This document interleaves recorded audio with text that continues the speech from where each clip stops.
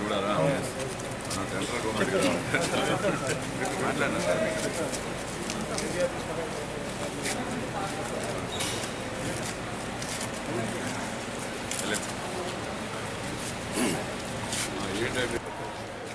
మత మార్పిడులపై దేశవ్యాప్తంగా విస్తృతంగా లోతైన అర్థవంతమైన చర్చ జరగాల్సిన అవసరం ఎంతో ఉంది. ఎందుకంటే ఇది చాలా గంభీరమైన సమస్య. దేశంలో ఈ మత మార్పిడులు ఒక పెద్ద సవాలుగా తయారైనాయి. హిందూ మతంలో ఉన్నంటే కొన్ని నియమాలు, ఆచారాలు, పద్ధతులు వాటి వల్ల చాలామంది మతం మారుతున్నారని కొంతవరకు దాన్ని నిజమని అంగీకరిద్దాం అనుకోండి. అంటరానితనము లేకపోతే కొంతమందిని తక్కువగా చూడడము. మరి మతం మార్చుకున్న తర్వాత కూడా దళిత క్రిస్టియన్లు మేము అక్కడ కూడా మమ్మల్ని అట్నే చూస్తున్నారు కాబట్టి రిజర్వేషన్ ఇవ్వండి, దళిత ముస్లింలు మేము అక్కడ కూడా మమ్మల్ని తక్కువగా చూస్తున్నారు అంటున్నారు. అంటే అర్థం దాన్ని బట్టి మనకు అర్థమైంది ఏంది?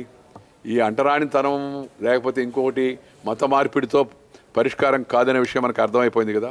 సామాజిక చైతన్యం రావాలా, మార్పులు రావాల్సిన అవసరం ఉంది. అక్కడ మతం మార్చుకున్న వాడికి రిజర్వేషన్ ఇస్తే, మైనార్టీ రిజర్వేషన్ కల్పించి మతం మార్చుకుని రిజర్వేషన్ ఇస్తే దేశంలో మత మార్పిడి పెద్ద ఎత్తున జరిగిపోతాయి.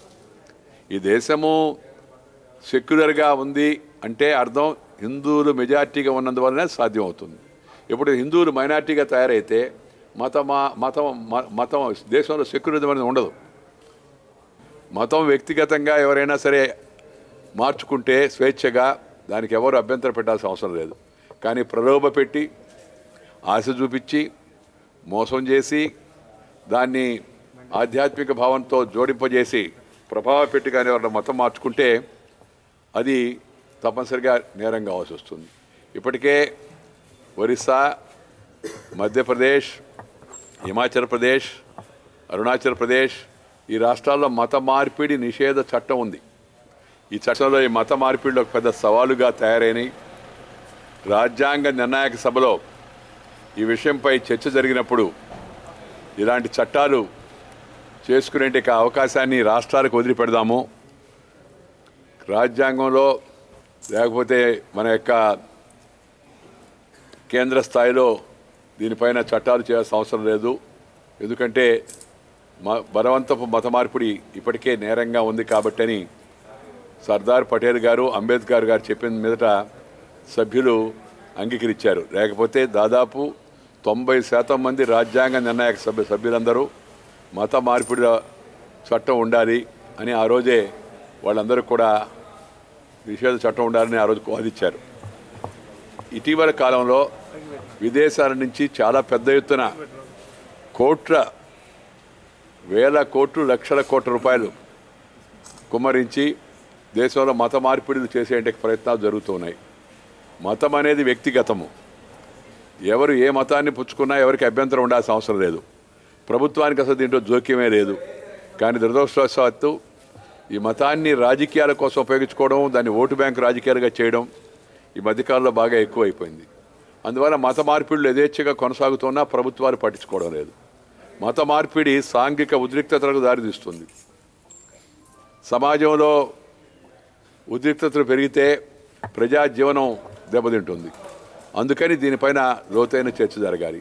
ఈ మధ్యకాలంలో కొంతమంది మతం మార్చుకున్న వాళ్ళు మళ్ళీ మేము తిరిగి మా మతంలోకి వెళ్తామని చెప్పని ఘర్ వాపసి అని చెప్పని ఆ కార్యక్రమాలు కూడా చేపడుతూ ఉన్నారు. ఘర్ వాపస్ అంటే తిరిగి మతం మార్చుకోవడం తప్పు అని చాలామంది వాదిస్తున్నారు. తిరిగి మతం మార్చుకోవడం తప్పు అయితే మతం మార్చుకోవడం కూడా తప్పే కదా. అది తప్పే, ఇది తప్పే. అప్పుడేమో మిన్నకుండి ఇప్పుడేమో గట్టిగా ఆందోళన చేయడం సరైన విషయం కాదు. మతం వ్యక్తిగతంగా ఎవరైనా సరే మార్చుకుంటే స్వేచ్ఛగా దానికి ఎవరు అభ్యంతరం పెట్టాల్సిన అవసరం లేదు. కానీ ప్రలోభ పెట్టి, ఆశ చూపించి, మోసం చేసి, దాన్ని ఆధ్యాత్మిక భావంతో జోడింపజేసి ప్రభావ పెట్టి కానీ ఎవరైనా మతం మార్చుకుంటే అది తప్పనిసరిగా నేరం కావాల్సి వస్తుంది. ఇప్పటికే ఒరిస్సా, మధ్యప్రదేశ్, హిమాచల్ ప్రదేశ్, అరుణాచల్ ప్రదేశ్ ఈ రాష్ట్రాల్లో మత మార్పిడి నిషేధ చట్టం ఉంది. ఈ చట్టాలు కాంగ్రెస్ హయాంలో వచ్చినవి. ఇప్పుడు కాంగ్రెస్ పార్టీ నిన్న ఆ చర్చకు పట్టుబట్టింది. తీరా చర్చ జరిగిన తర్వాత కాంగ్రెస్ పార్టీ చర్చను అర్థవంతంగా నిర్వహించలేక, సమాధానాన్ని ఎదుర్కోలేక ప్రభుత్వ వాదనను ఆఖరికి సభ నుంచి నిష్క్రమించింది. దిగ్విజయ్ సింగ్ గారు నేను ప్రకటన చేశాడు. మరి మధ్యప్రదేశ్ ఆయన ముఖ్యమంత్రి ఉన్నాడు 10 ఏళ్ల పాటు, చట్టం అమల్లో ఉంది. అప్పుడు దాన్ని ఎందుకు ఉపసంహరించలేదు? అలాగే జస్టిస్ నియోగి కమిటీ సిఫారసుల మేరకు ఈ మత మార్పిడి నిషేధ చట్టం వచ్చింది. అది కూడా కాంగ్రెస్ హయాంలో జరిగింది. అందువల్ల దీన్ని రాజకీయ స్వార్థబుద్ధితోనో తాత్కాలిక ప్రయోజనాల దృష్టితోనో కాకుండా విశాల దేశ ప్రయోజనాల దృష్ట్యా అందరూ కూడా దీనిపైన విస్తృతంగా చర్చించవలసింది వివిధ స్థాయిల్లో. ఆ తర్వాత ఏకాభిప్రాయ సాధన వచ్చిన తర్వాత ప్రభుత్వం ముందుకు వెళ్లాల్సి ఉంది. కేంద్ర ప్రభుత్వం మత మార్పిడి చట్టాన్ని హడావుడిగా తీసుకురాదు, దాన్ని ఎవరిపైన రుద్దదు. కానీ ప్రజల నుంచి కానీ అలాంటి డిమాండ్ వస్తే దేశవ్యాప్తంగా దీనిపైన అర్థవంతమైన చర్చ జరిగి ఏకాభిప్రాయం దగ్గరగా వస్తే 100% ఒకే అభిప్రాయం రాదు. వస్తే అప్పుడు ప్రభుత్వం ముందుకెళ్లే ప్రయత్నం చేస్తుంది. ఈ విషయాల్లో ఆయా రాష్ట్రాల్లో కూడా రాష్ట్ర ప్రభుత్వాలు చొరవ తీసుకోవాల్సిన అవసరం ఉంది. కాంగ్రెస్ పార్టీ మత మార్పిడిని కూడా తన రాజకీయ ప్రయోజనాల కోసం వాడుకుంటుంది. కొంతమంది చెప్తున్నారు హిందూ మతంలో ఉన్నంటే కొన్ని నియమాలు, ఆచారాలు, పద్ధతులు వాటి వల్ల చాలామంది మతం మారుతున్నారని. మత సంబంధమైన విషయాల్లో జోక్యం చేసుకోదు. చట్టానికి ఏదైనా ఇబ్బంది కలిగితే ప్రభుత్వం చర్యలు తీసుకుంటుంది. ఎవరైనా ప్రలోభ పెట్టారని తెలిస్తే వాళ్ళ పైన చర్య తీసుకోవాల్సిన పని ఆ రాష్ట్ర ప్రభుత్వాల పైన ఉంది. ఉత్తరప్రదేశ్లో ప్రలోభ పెట్టారంటున్నారు. ఉత్తరప్రదేశ్లో ప్రభుత్వం సమాజ్వాదీ పార్టీది, కాంగ్రెస్ పార్టీ మిత్రపక్షం అది. అక్కడ చర్య తీసుకోకుండా కేంద్ర ప్రభుత్వం పైన అంటే ఏదో ఒకటి దేశంలో కొంత అపోహలు కల్పించి తప్పుడు ప్రచారం చేసి మోడీ గారి ప్రభుత్వాన్ని అపఖ్యాతి పాలు చేయాలని కాంగ్రెస్ పార్టీ పనిగట్టుకొని ప్రయత్నం చేస్తుంది. కొంతసేపు ఏమో నల్లధనం తేలది అంటుంది. చర్చ జరిగింది, అది తిరిగి వాళ్ళకే తిప్పికొట్టింది. ప్రభుత్వం చర్య తీసుకోవడం మొదలుపెట్టింది, వాళ్ళ చర్య తీసుకోలేదు స్పెషల్ ఇన్వెస్టిగేషన్ టీం. రెండవది సంస్కృతాన్ని ప్రవేశపెడుతోంది బలవంతంగా అన్నారు. నేను పార్లమెంటు చదివినిపించాను. సంస్కృతాన్ని పెట్టాలని కాంగ్రెస్ పార్టీ ప్రభుత్వం నిర్ణయించింది 2013లో. మూడవది బీజేపీ మంత్రులందరూ జ్యోతిషుల దగ్గరికి వెళ్తున్నారని. కాంగ్రెస్ మంత్రే జ్యోతిషుడిని పరిపించి ముహూర్తం నిర్ణయించుకున్నాడు. తిరుపతి దేవస్థానం నుంచి పండితులను తీసుకొచ్చి తన యొక్క గదిని శుభ్రపరచుకొని వాస్తురీత్యా ఆసనాలను కూడా మార్పించి తర్వాత పదవిలో స్వీకరించాడని కాంగ్రెస్ హయాంలో జరిగిందని చదివినిపించాను నేను. తప్పేం లేదు, ఎవరి నమ్మకం వాళ్ళది, విశ్వాసం వాళ్ళది. కానీ దాన్ని పట్టుకొని బీజేపీ మంత్రిని విమర్శించడం, తర్వాత ఇప్పుడు మత మార్పిడి గురించి చర్చ అన్నారు. చర్చ జరిగి దానిపైన చర్చకు సమాధానం చెప్తూ ఉంటే వినకుండా బయటకు వెళ్ళిపోయారు.